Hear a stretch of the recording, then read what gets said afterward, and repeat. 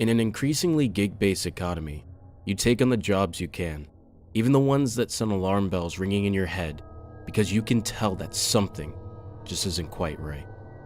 I was having that very same thought as I looked up at my Uber passenger, who was waiting on a street corner.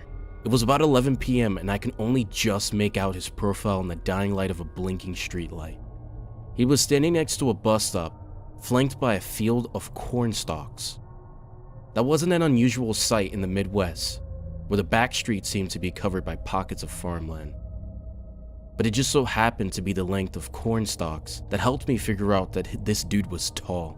I'm talking 6.5 feet at least. He was wearing dark clothing, almost like a dress suit, but he seemed gaunt and drawn in on himself. A wide brim hat helped to obscure his face, so I couldn't be certain about how old he was. In his left hand, he was clenching a black bag. I was tilting my head, wondering if I still wanted to take him on as my passenger when he looked up at me. I crept up to the curb and stopped there, the engine running idly. According to my phone, he was a first-time user without any reviews. Oh well, money is money, right? I had already accepted the ride anyway, and it was only about a 15 to 20 minute ride. I parked my car and unlocked the doors. He seemed to take stock of my car, then seemingly satisfied nodded and walked to the passenger side door. He was extraordinarily tall, so he had to carefully duck down to fit inside of the car. When he climbed into my back seat, the strong smell of menthol flooded the cabin. I wonder if he had been smoking while he waited, but I just smelled the strong odor of antiseptic and not the bitter sting of smoke and tobacco. One of the big drawbacks to being an Uber driver was that your occupants tended to bring interesting odors with them into the vehicle.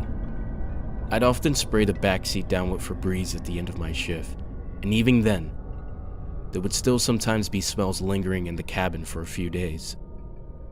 So in the scheme of things, I guess I didn't mind the hospital smell. I'd take an overly clean smell over something like swamp ass, marijuana, or piss. "Hello," he said, with a voice coated in gravel. He moved his bag and I heard the sound of metal on metal, like there must have been tools inside. "Evening," I offered, then shifted the car into drive. I tended to follow my passengers by example. If they were interested in chatting, then I'd make small talk, but otherwise, I'd mostly just listen to the radio and mind my business. Tonight's entertainment was provided by one of those local jazz stations. I was following along with the rhythm line when the passenger suddenly spoke up. "Do you normally drive late at night?" he asked. His voice was peculiar. It was deep, but he also spoke very deliberately, like he had found the exact words he was about to use before he said them. The word to describe it would come to me later. Calculated. "Yeah, I'm somewhat of a night owl," I said. This wasn't entirely true. I was behind on bills and my day job as an office clerk just wasn't enough anymore. So I was whoring my car out to strangers a few nights a week, and I felt guilty about it every time. At least I kept up on vacuuming the floor mats. "I saw your bag. You a doctor or something like that?" I asked. I felt like I had reached a bit too far with the prying question, but I was really curious about what the hell the guy was doing out in the middle of nowhere with that bag. He tipped his head down and said, "Yeah, you can say that." "Well, thanks for being candid. Has there ever been something you wanted to do but haven't?" he asked me all of a sudden. Hell, if that wasn't a question. There were hundreds of things I wanted to do, hundreds of places I wanted to go. I was 35 and driving a goddamn Uber in the middle of the night. "Sure," I said. "Who doesn't?" "Not something small," he said, "but something that haunts your dreams, makes you feel alive." The way he drew out his words as he said alive sent a chill through me. Well, there has been a movie I wanted to see for a while, but I just haven't had the time. He laughed, but it sounded almost more like a shuddering cough. It is good to not have regrets, he said. You must like games. If you don't mind amusing me, what if we played a game of heads or tails? That was a new one. Sure. I called back, not really thinking about it. What are we playing for? I heard a rattled cough, and I assumed it was him trying to laugh again, like his lungs wouldn't work right. Heads or tails, he croaked. I caught his eyes in my rearview mirror, and something about his gaze terrified me. He wasn't looking at me, but almost straight through me. His pupils were wide and deep, like black pits. He was smiling so hard I can see his teeth gleaming against his gums. Wasn't that a thing your eyes did when the lights was low? I thought I had read it in a magazine once. And the pupils are black because light almost never escapes. Call it! He shouted so suddenly that I jerked the steering wheel. I could feel his breath on my neck. God, that menthol smell was so strong. He was leaning all the way up against my seat, the coin clenched between his fingers. Tails! I stammered without thinking. I glanced down at the route on my phone, scanning for how much time was left on the ETA. A few minutes. The coin flipped through the air with a metallic thing sound. The stranger caught it out of the air and leaned in close as he slowly opened his hand, but then his face filled with disappointment.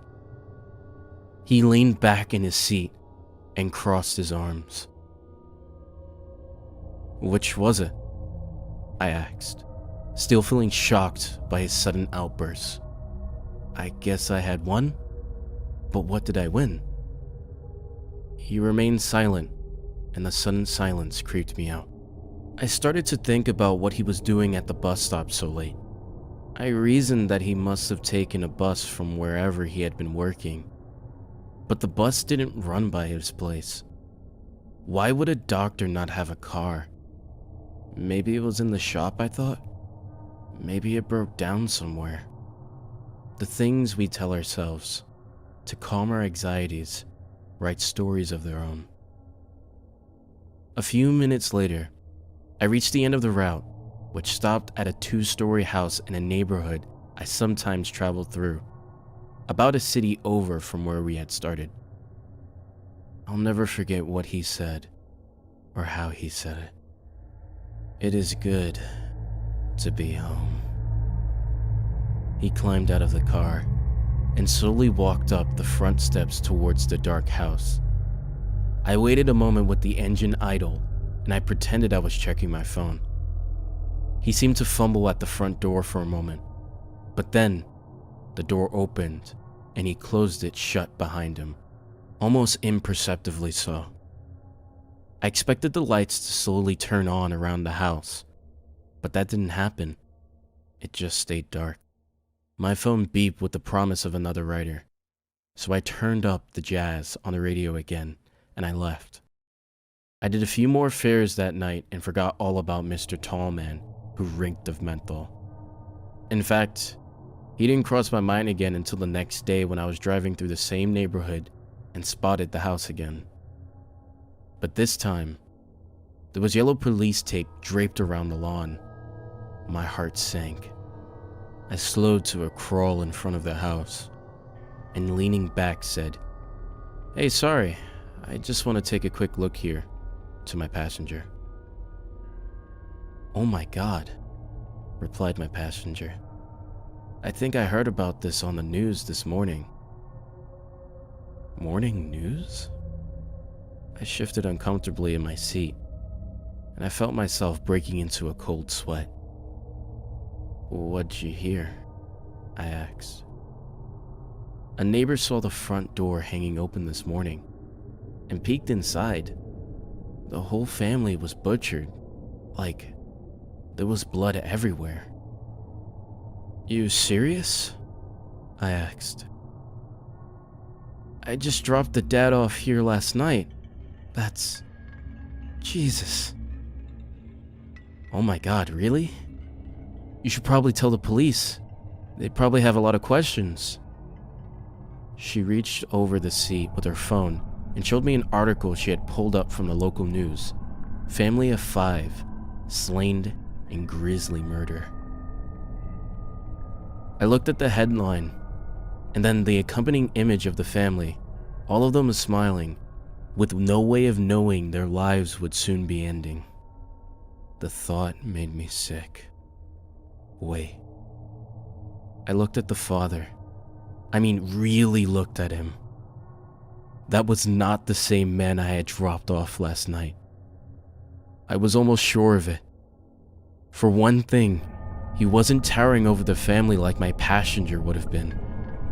Even though I hadn't got a great look at his face, the face of the father in the picture looked far less harsh and defined. The tall man, my passenger, even though his face had been mostly hidden by his hat, what I did see almost resembled a crude wood carving. A wave of nausea washed over me as my mind tried to balance an equation that seemed impossible to rectify. I kept coming to the same conclusion over and over again. The father was not the same person who had been riding in my back seat last night. I know that for certain. I handed back the phone to her and said nothing. I sank into my seat, screwed my face up to not give anything away, gripped the wheel until my knuckles burned white, and drove. I played back the memory in my head of the stranger entering through the front door. The slow, careful action I had assumed had been him fumbling with the key must have actually been him breaking or picking the lock. Something I wouldn't have noticed as I flicked through my phone and casually glanced up at him. My pulse throttled against my shirt collar, and my stomach began to cramp. How could I have known that he didn't actually live at the address? I just did what I was told. I just did what the route said to do. This was not my fault. But maybe if I hadn't picked that guy up, no one else would have given him a ride. Maybe something else would have stood in his way and prevented him from ever reaching his destination. Maybe my family would still be. After I dropped off my passenger, I pulled off the road and went through my phone. I had to report him to the police.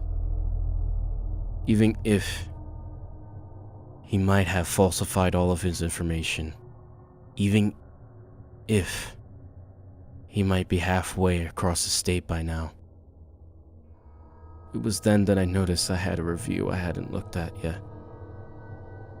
It was from the man, and he had left me a message.